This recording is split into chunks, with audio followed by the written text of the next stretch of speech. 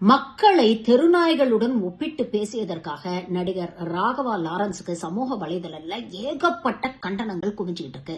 மக்களை பார்த்தா உங்களுக்கு எப்படி தெரியுது? அவங்கள போய் தெருநாய்களோடு ஒப்பிடுகிறதா? ஒரு ஆரோக்கியமான ஜனநாயகம்னா மக்கள் கேள்வி கேட்கதான் செய்வாங்க. மாற்றம் மாற்றம் அப்படின்னு பேசினா மட்டும் பத்தாது. களத்துல அந்த மாற்றம் இல்லைன்னா அதை எதிர்த்து மக்கள் கேள்வி கேட்கதான் செய்வாங்க. எல்லாத்துக்கும் டைம் கொடுங்க டைம் கொடுங்க டைம் கொடுங்கன்னா அன்றாட வாழ்க்கையில கரண்ட் இல்லாம மக்கள் கஷ்டப்படுறாங்க. சட்டம் ஒழுங்கு சீரழிஞ்சு போயிருக்குது. தினம் தினம் ஒரு சம்பவம் நடக்குது. இதுக்கெல்லாம் பொறுமையா இருந்து 6 மாசத்துக்கு அப்புறம் கேள்வி கேட்க முடியுமா?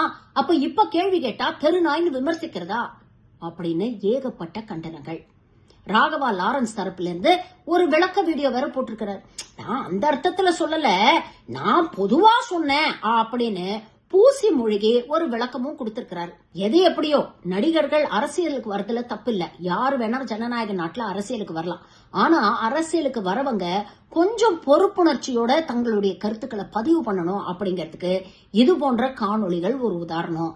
நீங்க எவ்வளவுதான் நல்லது செஞ்சிருந்தாலும் இது போன்ற விஷயங்கள் நீங்க செஞ்ச நல்லதெல்லாம் இருட்டடிப்பு செய்கிறது அப்படிங்கறத இனிவரும் காலங்களிலாவது ராகவா லாரன்ஸ் புரிஞ்சுக்கிறாரா அப்படின்னு பொறுத்திருந்து பார்ப்போம். ரோட்ல இருக்கிற தெருநாய் கூட நம்மளை பார்த்தா கத்தும், யார் இது புது ஆள் வந்திருக்காங்க அப்படின்னு. அந்த தெருநாய் இருக்குல்ல, அதுக்கு பிடிச்ச பிஸ்கெட் போடணும். ஒரு சில தெருநாய்ங்கெல்லாம் பார்த்தீங்கன்னா பிஸ்கெட் சாப்பிடாது, பிரியாணி தான் சாப்பிடும், நான்வெஜ் தான் சாப்பிடும்.